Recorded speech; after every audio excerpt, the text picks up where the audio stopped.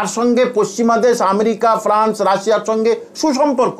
ওই যে বলে লা ইলাহা ইল্লাল্লাহ হু মুহাম্মাদুর রাসূলুল্লাহ, আল্লাহ ছাড়া কোনো উপাস্য নাই। মৌলবাদরা সুযোগ বুঝে সন্ত্রাসবাদের আশ্রয় নেয়। তা এখানে মানুষ মারা তো উন্নত প্রচেষ্টা নয়।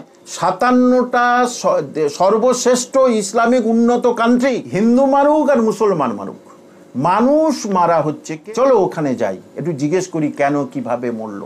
যে প্রধানমন্ত্রী আসবে তারা কিন্তু এই লস্করি তৈবা, জামাত ইসলাম এদের ছাড়া কিন্তু এরা চলতে পারবে না। ইসলাম ধর্মে যারা বিশ্বাস করে তারা কোরআন মেনে চলে, এবং কোরআনে কোথাও নেই, কোনো জায়গায় নেই জেহাদের নিয়ে। অনেকের কিন্তু ধারণাটা ভুল আছে। মৌলবাদরা সুযোগ বুঝে সন্ত্রাসবাদের আশ্রয় নেয়, আর সন্ত্রাসবাদীরা মৌলবাদীর তকমা লাগিয়ে নিজেদের কার্যকলাপকে আর কি সকলের কাছে গ্রহণযোগ্য করে তোলার চেষ্টা করে, যে যাতে তাদের জয়টা হয়। অর্থাৎ সন্ত্রাসবাদীরা এই জন্যই লক্ষ্য করে কোনটা অসামরিক জায়গা, দোকান, বাজার, তারপরে খুব জনবহুল এলাকা যেখানে তেমন ধরনের কোনো নিরাপত্তা নেই। আর সেই জন্যেই এই মৌলবাদরা কিন্তু সন্ত্রাসবাদী এবং মৌলবাদ দেখা যাচ্ছে একটা মুদ্রার এপিট আর ওপিট। সে যে কোনো ধর্মের হতে পারে, সেটা কোনো ব্যাপার না। দেখুন এই নিয়ে কিন্তু 1999 সালে ইউএনও জাতিসংঘে একটি রিপোর্ট পেশ হয়। সেখানে বলা হচ্ছে যে কোনো ধরনের মানুষ দ্বারা যদি এর সঙ্গে যুক্ত থাকে, এই সন্ত্রাসবাদের সঙ্গে যুক্ত থাকে, তাহলে সেটা হচ্ছে খুব ঘৃণ্য জিনিস এবং সেটা বরদাস্ত করা যায় না। এবং বলতেই কিন্তু অন্যভাবেই অন্য কোনো রাষ্ট্র সেখানে উল্লেখ করে দিল, ফ্রান্স বিশেষ করে, যে তাহলে 1990 সালে যে ওসামা বিন লাদেনকে আমেরিকায় তুলল, এবং ওসামা বিন লাদেনকে আমেরিকা তুলল কেন? আফগানিস্তান থেকে রাশিয়াকে টাইট দেওয়ার জন্য। তাহলে এখানে দেখা যাচ্ছে যে সন্ত্রাসবাদটাকে একটা ধর্মীয় মেরুকরণ করে দেওয়া হলো, এবং শেষ পর্যন্ত দেখা যাচ্ছে ওসামা বিন লাদেন এত বেশি বাড়াবাড়ি শুরু করে দিয়েছিল। এই যে জেহাদি কথাটা বলি, জেহাদি নিয়ে আমি পরে বলবো, জেহাদির মানেটা অনেকেই সঠিকভাবে জানেন না আর কি। তো তারপরেই সেই আমেরিকাকে কিন্তু খতম করলো আবার, আমেরিকা খতম করলো আবার ওসামা বিন লাদেনকে। এখন দেখা যাচ্ছে বিশ্বে, আমি রিসেন্টলি যদি বলি 2 বছর আগে কেনিয়া আর উগান্ডায়, সেখানেও দেখা যাচ্ছে খ্রিস্টান মিশনারিকে দেখে উগ্রপন্থী হঠাৎ ওখানে তৈরি হয়ে গেল, এবং তারপরে দেখা গেল তারা একটা ইসলামিক একটা স্লোগানটাকে ভিত্তি করলো। কারণ ওই যে আমি বললাম যে মৌলবাদরা সুযোগ বুঝে সন্ত্রাসবাদের আশ্রয় নেয়, এবং তারা সেইটার একটা তকমা লাগিয়ে দেয়, এবং সেখানে দেখা যাচ্ছে প্রায় 2000 নিরীহ খ্রিস্টান মানুষকে হত্যা করলো। যে এই যে এটা প্রায় হিসাবে চলছে, এই যে ইসলামকে রাজনৈতিক হাতিয়ার হিসেবে ব্যবহার করেছে, এবং ব্যবহার প্রথম করেছিল কিন্তু আমেরিকা, আফগানিস্তান এবং সোভিয়েত ইউনিয়নের বিরুদ্ধে তথাকথিত যে জেহাদের তকমা দিয়ে আর কি, সেটা করেছিল। এবং এই যে জেহাদ কথাটা যদি আমি বলি, প্র্যাকটিক্যালি জেহাদের নিয়ে অনেকের কিন্তু ধারণাটা ভুল আছে। জেহাদ 5 রকমের আছে, তার ভিতরে 2 রকম জেহাদ হচ্ছে সবচেয়ে বড়। সেটা হচ্ছে বৃহত্তর জেহাদ, যেটাকে বলা বৃহত্তর জেহাদ হচ্ছে জেহাদুল এই বৃহত্তর জেহাদ এটা কি? যে নিজের আত্মার পরিশুদ্ধির জন্যে সংগ্রাম। জিহাদ কথার অর্থ কিন্তু উন্নতর সংগ্রাম। তাহলে একটা হচ্ছে বৃহত্তর জিহাদ, নিজের আত্মার উন্নতির জন্যে বৃহত্তর একটা সংগ্রাম, এবং নিজের পশুত্বটাকে মেরে ফেলার জন্য, নিধন করার জন্য নিজের প্রতি সংগ্রাম। এটা হচ্ছে বৃহত্তর জেহাদ, যেটা ইসলামিক অর্থে।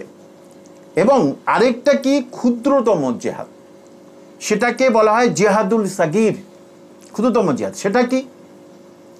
এটা হলো যে আমার ধর্মের প্রতি অত্যাচার করছে, আমার খেতে দিচ্ছে না, আমার ঘরবাড়ি নষ্ট করে দিচ্ছে, অর্থাৎ অর্থনৈতিক এবং সামাজিক লড়াই হলো অর্থনীতি এবং সামাজিক লড়াই, এটা হচ্ছে ক্ষুদ্রতম জিহাদ বা জিহাদুল সাগির। এই দুটো কিন্তু জিহাদ, কিন্তু কোথাও বলেনি যে তুমি কোনো মানুষকে আক্রমণ করো, নিরীহ মানুষকে তুমি আক্রমণ করো। এবং যারা এই যে ধর্মের নামে যারা করছে তারা কিন্তু কোনো অর্থে ধার্মিক নয়, তারা কিন্তু ধর্মান্ধতার উপরে ভিত্তি করে তারা কিন্তু এটা করছে। এবং যে ইসলামিক কালচার তারা মানছে না, যে যারা মুসলমান হয়, ইসলাম ধর্মে যারা বিশ্বাস করে, তারা কোরআন মেনে চলে। এবং কোরআনে কোথাও নেই, কোনো জায়গায় নেই যে নিরীহ মানুষের উপরে তুমি আঘাত হানো। বরং বলে দিয়েছে যে কোরআনের একটা মানে বড় সূরা আর কি, নামি সূরা বাকারা 191 পরিষ্কার করে বলে দিয়েছে যে এই যে এটাকে বলা হয়, আরবি কথা হচ্ছে কি ফিতনা, মানে ঝগড়া, বিবাদ, মারামারি, হত্যা, এটাকে এক কথা বলা ফিতনা ফাসাদ। এই ফিতনা ফাসাদ কিন্তু জঘন্যতম অপরাধ। তাহলে যে ইসলাম মেনে চলবে, যে কোরআন মেনে চলে, যে মসজিদে নামাজ পড়তে যায়, সে কিন্তু কোনোদিনই এই কাজ করতে পারে না, মানে নিরীহ কোনো মানুষকে কিন্তু কোনোদিনই মারতে পারে না। সুতরাং এখন পরিষ্কার করে দেখা যাচ্ছে সারা বিশ্বে এই যে মানে সন্ত্রাসবাদ হচ্ছে কি একটা হলমার্ক হিসাবে ব্যবহার হচ্ছে। সেই হলমার্কের ছাপটা কি, সেটা হচ্ছে কি ইসলামিক কিছু পন্থী তার ভিতরে নিয়েছে। এবং এটা বর্তমানে প্রকট হয়েছে বেশি এই আফগানিস্তান, আগে ছিল, এখন আফগানিস্তান ঠিক হয়ে গেছে। এই পাকিস্তান কি, এরা যে প্রধানমন্ত্রী আসবে সে কোনোদিনই ওই মানে প্রকৃত অর্থে জেহাদি গ্রুপ বলে তারা, যে তারা কিন্তু এই যে ধর্মীয়পন্থী যারা আছে, জামাতে ইসলাম, লস্করি তৈবা, যে প্রধানমন্ত্রী আসবে তারা কিন্তু এই লস্করি তৈবা, জামাতে ইসলাম, এদের ছাড়া কিন্তু এরা চলতে পারবে না। এই জন্যে যে প্রধানমন্ত্রী আসবে তারা কিন্তু এদের সঙ্গে হাত মেলাবেই। আর এই জন্যেই কিন্তু পাকিস্তান দিনের পর দিন কিন্তু অর্থনৈতিকভাবে দেউলিয়া হয়ে যাচ্ছে, যেটা আফগানিস্তান আগে ছিল। ওসামা বিন লাদেন যখন ওখানে গিয়ে আশ্রয় নিয়েছিল, মোল্লা ওমরের দ্বারা যখন হতো, এখন আফগানিস্তান পুরোপুরি ঠিক হয়ে গেছে।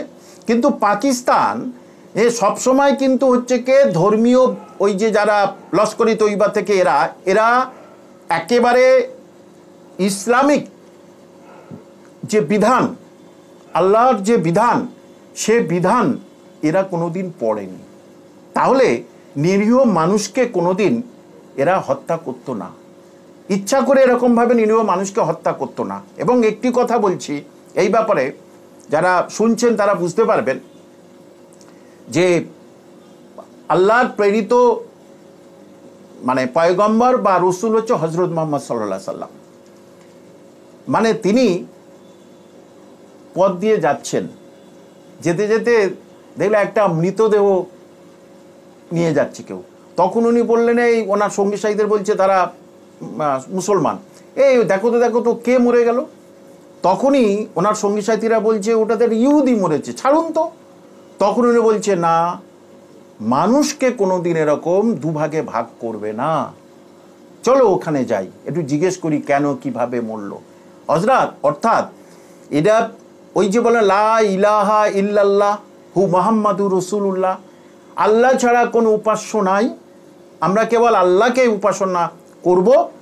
এবং মুহাম্মাদুর রাসূলুল্লাহ, আল্লাহর প্রেরিত রসুল হচ্ছে, পয়গম্বর হচ্ছে হযরত মুহাম্মদ সাল্লাল্লাহু আলাইহি সাল্লাম।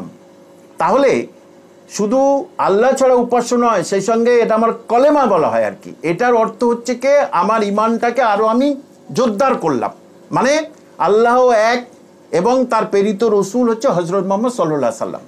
তাহলে এরা ওই আল্লাহর রসুল হযরত মুহাম্মদ সাল্লাল্লাহু আলাইহি সাল্লাম যেটা করলেন ওই যে যে ইহুদি নিয়ে, তাহলে এরা মানে না। অর্থাৎ ইসলামকে বিকৃতকরণ করছে এরা। প্রকৃত ইসলামের অর্থ এরা কোরআন পড়ে তার মানেটা বুঝতে পারে না। যদি মানে বুঝতে পারত, আসলে কি জানেন তো, এরা হচ্ছে স্বঘোষিত মুসলমান। বুঝতে পারলাম, স্বঘোষিত মুসলমান। যেমন শুনেছেন না, স্বঘোষিত কমান্ড, ওই লস্করি তৈবার আছে না, স্বঘোষিত কমান্ড, তা এরাও স্বঘোষিত মুসলমান, এরা ইসলামিক অর্থে এরা কিন্তু মুসলমান নয়।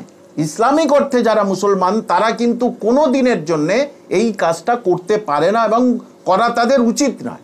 সুতরাং আমি বলবো যে আরেকটা আছে, দেখুন ইসলামের মধ্যে জেহাদের আরেকটা আছে যে কলম দিয়ে জেহাদ করতে হবে, অর্থাৎ লেখনী দিয়ে তুমি কিছু প্রতিবাদ করো, লেখনী দিয়ে তুমি মানুষের মঙ্গলের জন্য কিছু করো। 5 রকম জেহাদ বললাম, তার মধ্যে 2টো তো সেরা।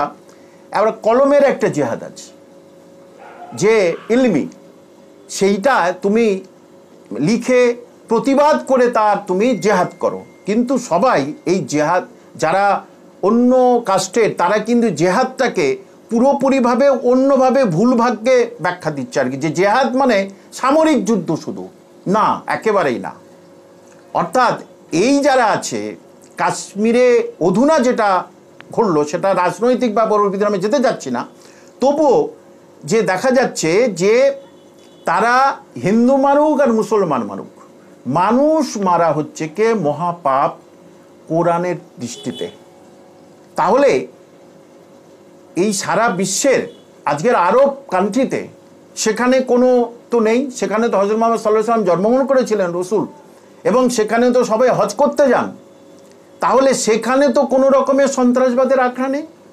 অর্থাৎ এই সন্ত্রাসবাদী এই জিনিসগুলো এদের তৈরি হয় কোথায়, যে দেখুন যে জায়গাটায় অর্থনৈতিকভাবে সবাই পিছিয়ে থাকে। এবং আরেকটা ইন্টারেস্টিং বলছি যে 2012 সালে 57টি ইসলামিক দেশ, organisation of Islamic country, OIC, ঠিক আছে, অর্গানাইজেশন অফ ইসলামিক কান্ট্রি, 57টা মুসলিম দেশ, তারা অনেক উন্নত দেশ, তারা একটি বৈঠক করলো। সেই বৈঠকে তারা পরিষ্কার করে বলে দিল যে যারা এই জেহাদের নামে এইসব জিনিস করছেন তারা উত্তেজনা সংবরণ করুন, এটা ইসলাম কোনোদিন শেখায়নি, ইসলামকে সারা বিশ্বের কাছে ছোট করবেন না। এটা কারা বলছে?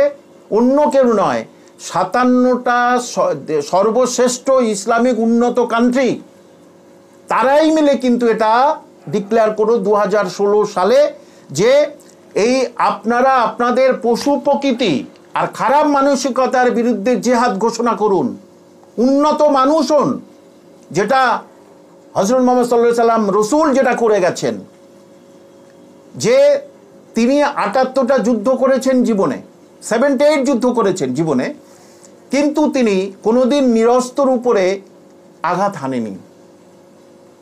তিনি পরিষ্কার করে বলেছেন ও নিরস্ত্র, ওর উপরে আঘাত হানবে না।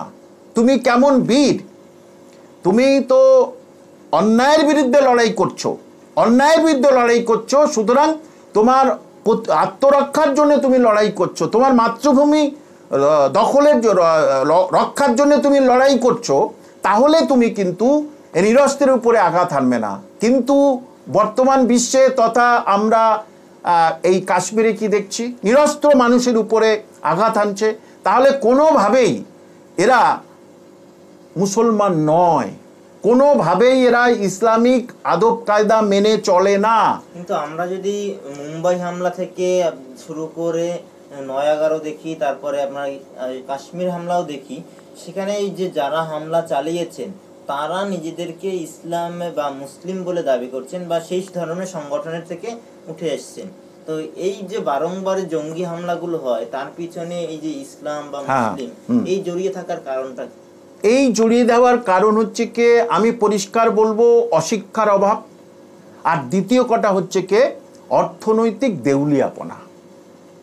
যে কেনিয়া উগান্ডা এটা কিন্তু অর্থনৈতিকভাবে ভীষণ গরিব দেশ আর কি, তার ফলে এরা দেখেছে যে অস্ত্র হাতে নিয়েই যে নিরীহ মানুষের উপরে হত্যা করলাম, আক্রমণ করলাম, তাহলে হচ্ছে কি আমি সরকারকে জানিয়ে দিলাম, একটা প্রতিবাদ করলাম। কিন্তু জেহাদ শব্দের প্রকৃত অর্থ কি জানেন তো? প্রচেষ্টা, উন্নত প্রচেষ্টা। তা এখানে মানুষ মারা তো উন্নত প্রচেষ্টা নয়। সুতরাং যারা এটা করছে তারা যে তাদের কোনো ধর্ম নেই, যে বলছে যে মুসলমান এটা করছে তারা তো কোনো ধার্মিকই নয়, তাহলে তারা কোনো জাতের কি করে হলো? সে যেই হোক, তারা কোনো ধার্মিকই না, তারা বললাম ধর্মান্ধতাকে বেচে এই জিনিসগুলো করছে। এবং যে ওই যে বললাম লস্করি তৈবা, জামাতে ইসলাম পাকিস্তানে তারাই করছে, অধুনা আমরা বাংলাদেশেও দেখছি এই ঘটনাগুলো, যে সেখানে ধার্মিক ব্যক্তিদের ওই জামাতে ইসলাম এদের ছাড়া কিন্তু এরা কিছু করতে পারবে না। হাসিনার যা হলো জামাতে ইসলামের এগেনস্টে চাই হলো, এবং দেখা যাচ্ছে বর্তমান যে অবস্থা সেখানে বলছে আমরা ইসলামিক কান্ট্রি করব। কিন্তু ইসলামিক কান্ট্রি যারা আছে, আরব বিশ্বের সব অন্যতম উন্নত দেশ, তো তার সঙ্গে পশ্চিমা দেশ আমেরিকা, ফ্রান্স, রাশিয়ার সঙ্গে সুসম্পর্ক, কই সেখানে তো কোনো সন্ত্রাসবাদের আশ্রয় হয় নেয়নি, তো তারা তো ধর্মটাকে ব্যবহার করে না।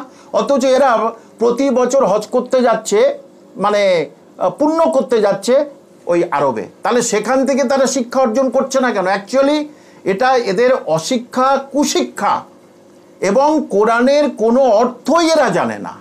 কোরআন কি, পবিত্র ধর্মগ্রন্থকে অসম্মান করছে এরা। সুতরাং উপযুক্ত পরিমাণে, এবং এটা একেবারে নিধন, যেমন আমেরিকা করেছিল ওসামা বিন লাদেনকে, যদিও আমেরিকা তাকে তুলেছিল, এখন এই যারা এইসব করছে এরা কিন্তু নিধন হবে, যারা তুলেছে তারাই নিধন হবে, তাদের দ্বারা এরা কিন্তু নিধন হবে। সুতরাং সন্ত্রাসবাদ বিশ্ব থেকে নির্মূল করাটা সত্যি হচ্ছে কি বেশ সমস্যার ব্যাপার। এটা কিন্তু নির্মূল করাটার জন্য সারা বিশ্বের শান্তিপ্রিয় মানুষকে এক হতে হবে, তবে কিন্তু এটাকে নির্মূল করা যাবে।